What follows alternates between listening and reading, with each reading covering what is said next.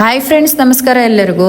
ಇವತ್ತಿನ ವಿಡಿಯೋದಲ್ಲಿ ನಾನು ಒಂದು ಹೆಲ್ದಿ ಫುಡ್ ಬಗ್ಗೆ ಹೇಳ್ತಾ ಇದ್ದೀನಿ. ಅದೇನಂದರೆ ಓಟ್ಸ್ ಅಂತ ಹೇಳಿ. ಸೊ ಈ ಓಟ್ಸು ಎಲ್ಲರೂ ಕೇಳೇ ಇರ್ತೀರ, ನೋಡಿರ್ತೀರ. ಈ ಓಟ್ಸು ಆ್ಯಕ್ಚುಲಿ ಇದರಲ್ಲಿ ಏನು ಜಾಸ್ತಿ ಇದೆ, ಇದನ್ನು ತಿನ್ನೋದ್ರಿಂದ ನಮ್ಮ ದೇಹಕ್ಕೆ ಏನೆಲ್ಲ ಲಾಭಗಳೇ ಇದಾವೆ ಅನ್ನೋದನ್ನು ನಾನು ಇವತ್ತಿನ ವಿಡಿಯೋದಲ್ಲಿ ತಿಳಿಸ್ತೀನಿ. ಸೊ ಈ ಓಟ್ಸಲ್ಲಿ ಜಾಸ್ತಿ ಐರನ್ ಕಂಟೆಂಟ್ ಇದೆ, ಮತ್ತು ಫೈಬರ್ ಇದೆ, ಮತ್ತು ಪ್ರೋಟೀನ್ ಅಂಶ. ಇದು ಮೂರು ಸೋರ್ಸ್ ಕೂಡ ಜಾಸ್ತಿ ಇರೋದ್ರಿಂದ ಇದು ನಮ್ಮ ದೇಹಕ್ಕೆ ಹೆಲ್ದಿ ಅಂತಲೇ ಹೇಳ್ಬೋದು.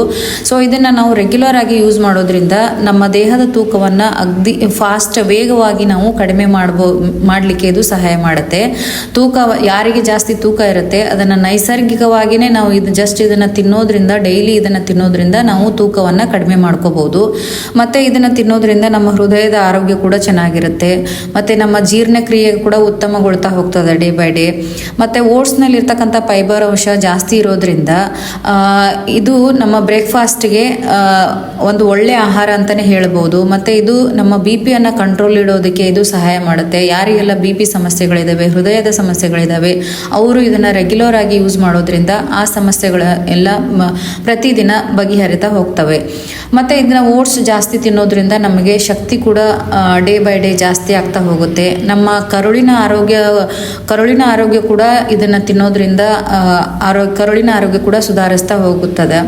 ಇದನ್ನು ಯಾವ ರೀತಿ ಪ್ರಿಪೇರ್ ಮಾಡಬೇಕು, ಮತ್ತು ಇದನ್ನು ಹೇಗೆಲ್ಲ ಪ್ರಿಪೇರ್ ಅಂದರೆ ಸುಮಾರು ವಿಧದಲ್ಲಿ ಇದನ್ನು ಪ್ರಿಪೇರ್ ಮಾಡ್ಕೊಂಡು ತಿಂತಾರೆ ಜನಗಳು. ಸೊ ಇದನ್ನು ಯಾವ ರೀತಿ ಪ್ರಿಪೇರ್ ಮಾಡಬೇಕು, ನಾನು ಯಾವ ರೀತಿ ಯೂಸ್ ಮಾಡ್ತಾ ಇದ್ದೀನಿ ಅನ್ನೋದನ್ನು ನಾನು ಯೂಟ್ಯೂಬಲ್ಲಿ ಒಂದು ಲಾಂಗ್ ವಿಡಿಯೋ ಮಾಡಿ ಹಾಕಿರ್ತೀನಿ, ಬೇಕಿದ್ದರೆ ನೀವು ಚೆಕ್ ಮಾಡ್ಕೊಳ್ಳಿ.